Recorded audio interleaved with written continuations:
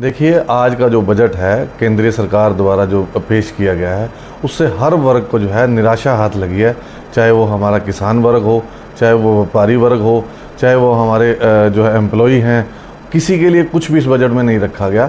सिर्फ़ और सिर्फ वही पुरानी भाषा को बार बार इस्तेमाल किया जा रहा है, लोगों का बेवकूफ़ बनाने का काम किया जा रहा है। इसके अलावा इस बजट के अंदर कुछ भी किसी भी साथी के लिए नहीं है। जैसे कि आप देख रहे होंगे कि किसान पिछले कितने समय से संघर्ष कर रहे हैं, लेकिन उस किसानों के लिए कोई बात भी नहीं कही।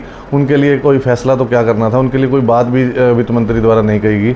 जबकि इस मोदी सरकार द्वारा ही चुनाव से पहले कहा गया था कि हम एमएसपी लागू करेंगे, स्वामीनाथन आयोग की रिपोर्ट लागू करेंगे। ऐसा कुछ भी नहीं हुआ।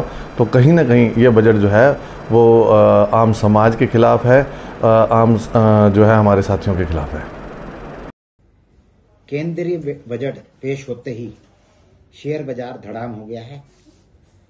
इस बजट में ना तो जनता को कुछ मिला है, ना बेरोजगारों को, ना युवाओं को, ना किसानों को, ना कारोबारियों को।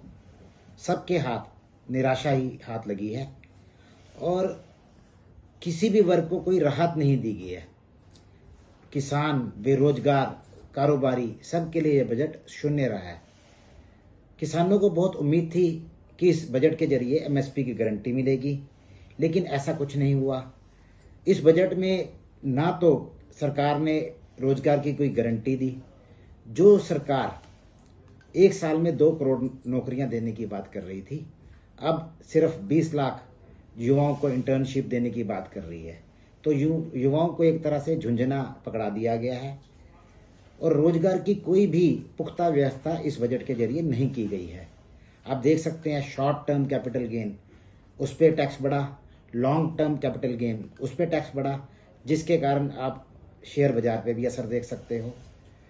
और असंगठित क्षेत्र जो है, जो वहाँ एक चुन्नी तक नहीं दी गई है।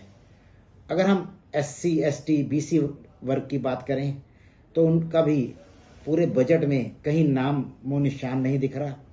ऐसा प्रतीत होता है कि जो लोकसभा चुनाव हुए थे उसमें इस वर्ग को, भाजपा को वोट ना देने की एक तरह से सजा दी गई है। तो भाजपा का जो दलित विरोधी चेहरा है वो बिल्कुल सामने आया है। और जो मनरेगा है, जिसके जरिए हमारे देश में लाखों लोगों को रोजगार मिलता है, उसके लिए भी कोई इन्होंने स्पेशल प्रावधान नहीं किया कि बजट बढ़ाया जाएगा। तो ये जो बजट है सिर्फ हवा हवाई है। इसी कारण से आज शेयर बाजार धड़ाम हो चुका है और देश के जो निवेशक हैं उनका खरबों रुपया आज डूब गया है। जनता को बहुत उम्मीद थी सरकार से, लेकिन सरकार ने इस बजट को पेश करके जनता को नाउम्मीद किया है।